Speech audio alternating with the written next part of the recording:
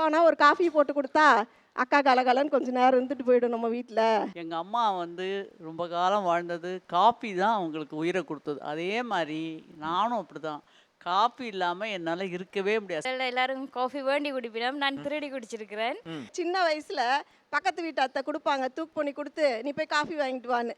உடனே போனோன்னே மாமா காஃபி அப்படின்னு கொடுப்போம். இந்த சில்லறை காசு வாங்கி போட்டு சுடு தண்ணி போட்டு ஊற்றி அப்படியே காசு மேலே ஊற்றி ஊற்றிடுவார். 2 ஸ்பூன் அள்ளி ஏன்னா போட்டு அப்போல்லாம் பால் ஃப்ளாஸ்க் அள்ளி இல்லை போட்டு இல்லைங்களா? அப்போ ஃப்ளாஸ்க் இல்லாதனால அப்போ தான் நம்ம வீட்டுக்கு வர வரைக்கும் இருக்கும். அந்த வாளியில வந்து காஃபி டீ வாங்கிட்டு வர அதுக்கப்புறம் கூஜா வந்துச்சு, அப்புறம் மூக்கு சோம்பு இருந்துச்சு. அதெல்லாம் வெங்கலத்தில் அது மாதிரி இருக்கும், அதனால சூடு தாங்கும். அப்போல்லாம் எடுத்துகிட்டு வந்துட்டு இருந்தோம். அதை ஆடிட்டு நம்ம வரத்துக்குள்ளே தெருவே காஃபி மனம் தான் சொல்லணும்.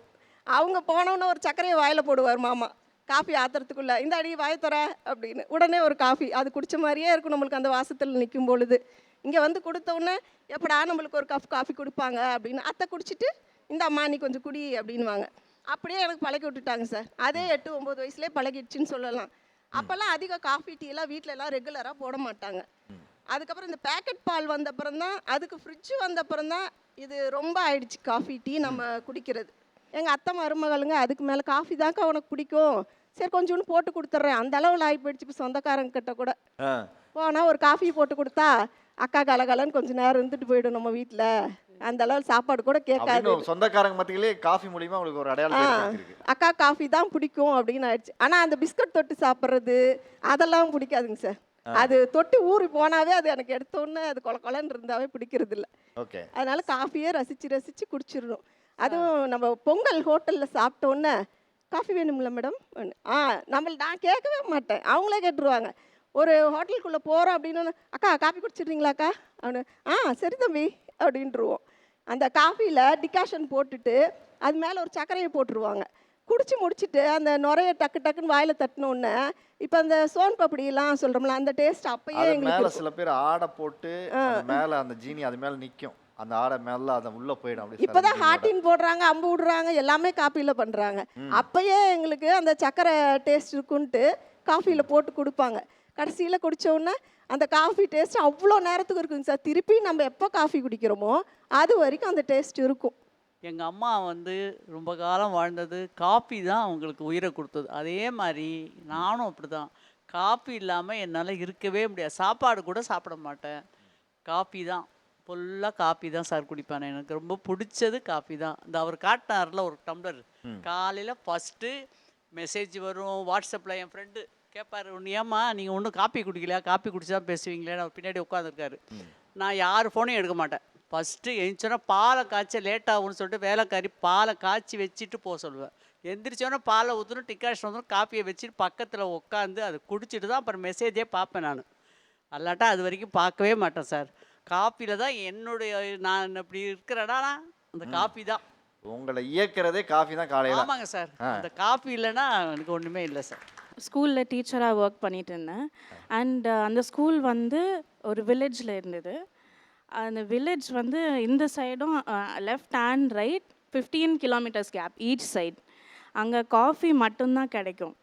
ஐ work as a music teacher, western music, vocal music. அங்கே காஃபி மட்டும்தான் கிடைக்கும். அண்ட் அந்த காஃபியை குடிச்சிட்டு கிளாஸுக்கு போனால் தான் நம்ம டேயை ஸ்டார்ட் பண்ண மாதிரியே இருக்கும். So and one more thing I like to say, அவங்க வந்து கேஃபேன் அதிகமாக லைக் இதில் தான் கேஃபேன் இருக்குதுன்னு சொன்னாங்க. But there is caffeine in tea also. And but you mention that there is no caffeine, that there is caffeine in this. It's not like that. Also அவங்க சொன்னாங்க கடையில் தான் டீ பிடிக்கும் அப்படின்னு. கொரோனா டைம்லலாம் என்ன பண்ணாங்க? எனக்கு ஏன் காஃபி பிடிக்குமெண்டா, முதல்ல எல்லாரும் காஃபி வேண்டி குடிப்பினோம். நான் திருடி குடிச்சிருக்கிறேன். அது ஒரு இருக்கு. இன்னொன்று, எங்களோட ஊரில் காஃபி என்ன பண்ணுவினோம்டா, அந்த காஃபி பழம் கிடைக்கும், மரம் இருக்கும். ஸோ என்ன செய்கிறவ, காஃபி பழத்தை ஷாப்பிங் பேக் கட்டி பாதுகாப்பினோம். முதல்ல பாதுகாத்துட்டு அதை வந்து நல்லா பழுத்தா பிறகு அதை பிடுங்கி அதை காய வச்சு, வெயிலில் காய வச்சு, பிறகு அதை வந்து இடிப்பினோம்.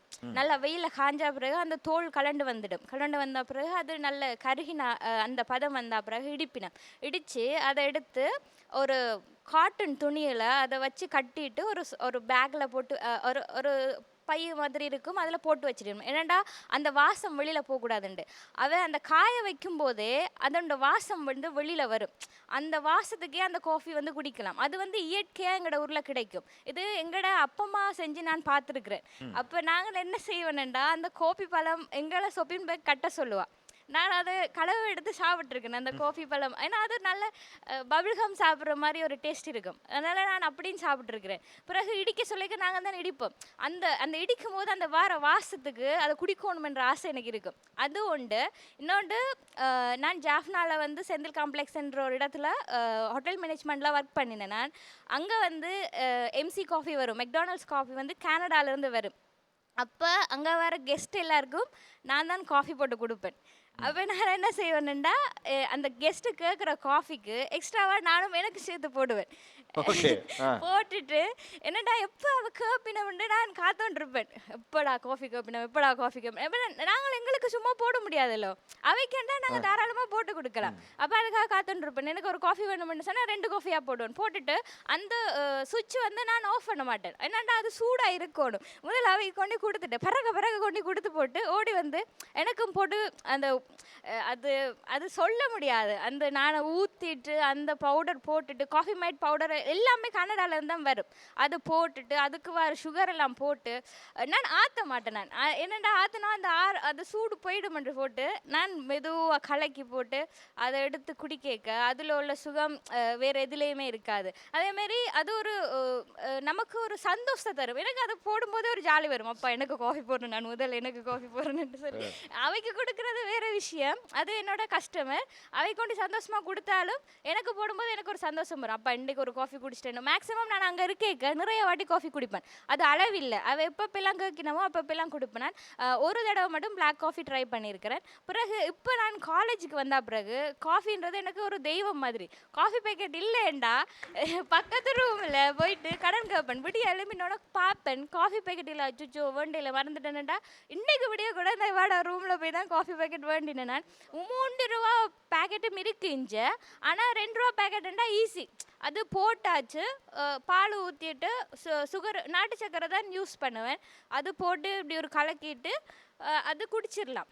ஆனால் டீ அண்டா அப்படி போட கஷ்டம். எனக்கு அந்த டீன்ற மனம் பிடிக்காது. காஃபி வந்து நமக்கு பொறுமையாக ஆறுதலாக ரசித்து ருசித்து குடிக்க அது ஒரு வேறு லெவல். எங்களோட ஹாஸ்டலில் ஒரு முற்றம் இருக்குது வெளியால். நான் என்ன செய்வேன், எனக்கு காஃபிக்குண்டா ஒரு பி ஹாப்பின்னு சொல்லி ஒரு கப்பு வந்து தேடி வேண்டினேன். ஏன்னா அது சந்தோஷமாக குடிக்கணுமென்றனால அதில் போட்டுட்டு கீழே இறங்கி போயிட்டு எனக்கு ஒரு பழக்கம் இருக்குது, புத்தகம் வாசிப்பேன் நான் காஃபி குடிக்க. அதை எடுத்துகிட்டு போய் கீழே உட்காந்து மெதுவாக அது குடிக்கிற வரைக்கும் குடிச்சிட்டு கொஞ்ச நேரம் வாசிப்பேன், குடிச்சிட்டு கொஞ்ச நேரம் வாசிப்பேன். ஒரு மேக்ஸிமம் ஒரு அரை மணி நேரம் அதுக்காக வேஸ்ட் பண்ணுவேன். ஆனால் இதில் இன்னொரு கொடுமைண்டா, 6:30 மணிக்கு தான் எங்களோட ஹாஸ்டலில் பால் வைப்பினேன். அதுக்காக காத்துருப்பேன்.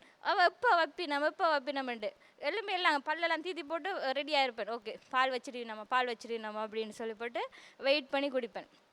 அந்த அங்கே என்னோட ஸ்ரீலங்காவில் எவ்வளோ டீ குடிப்பீங்க நீங்கள் ஊரில் இருக்கும்போது, ஸ்ரீலங்காவில் இருக்கும்போது? டீ இல்லை காஃபி. தெளிவாக இருக்கீங்க. கரெக்டா? இல்லை ஏன்னா இவங்கெல்லாம் அப்படியே மறந்துட்டாங்க. நம்மளே டீ குடிச்சிட்டு இருக்கிறோம், இப்போ போட்டுட்டு இருக்கலாம், அவங்க மனசுக்குள்ள போயிட்டாங்க. சொல்லுங்க, நீங்கள் எத்தனை காஃபி குடிப்பீங்க? எனக்கு மேக்ஸிமம் நான் ஒரு நாளைக்கு 5 காஃபி குடிப்பேன். நான் விடிய எழுமினோன்னு ஒரு காஃபி குடிப்பேன். அதுக்கு பிறகு நான் காலேஜ் போனேன்டா, அங்கே ஒரு காஃபி சரியாக 10:30 மணிக்கு அவர் வருவார். எங்களுக்கு 11 மணிக்கு நேரம் குடிப்பேன் சாப்பிடக்க. முதல்ல போய் அங்கே போய் ஒரு காஃபியை வாங்கி குடிச்சு போட்டு அதுக்கு பிறகு வந்து சாப்பிடுவேன். எனக்கு எப்போவுமே காஃபி குடிக்காமல் நான் சாப்பிடவே மாட்டேன். ஒரு வாய் குடிச்சிட்டனால தான் சாப்பிடுவேனே தவிர அது காஃபி குடிக்கிறதுக்கு முன்னுக்கு ஒரு நாள் சாப்பிட்றே இல்லை, பழக்கம் இல்லை. பின்னேரம் ஒரு 4 மணிக்கு குடிப்பேன். நான் பிறகு என் ரூமுக்கு வந்துட்டு இரவு ஏதாவது நான் வேலை செய்ய போகிறேன் அப்படின்னு சொல்லி ஏதாவது பிளான் பண்ணினேன்டா, ஒரு பெரிய கப்பில் ஊற்றி அந்த கப்பில் ஊற்றி வச்சுட்டு அதில் ஒரு காப்பி குடிச்சிட்டு யோசிப்பேன்.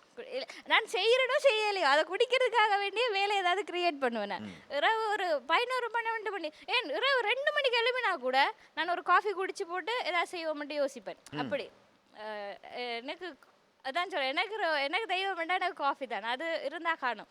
ஒரு மண்டையில் இருக்கிற விசரெல்லாம் போயிடும். ஆமாம், அது ரொம்ப சந்தோஷமாக இருக்குது.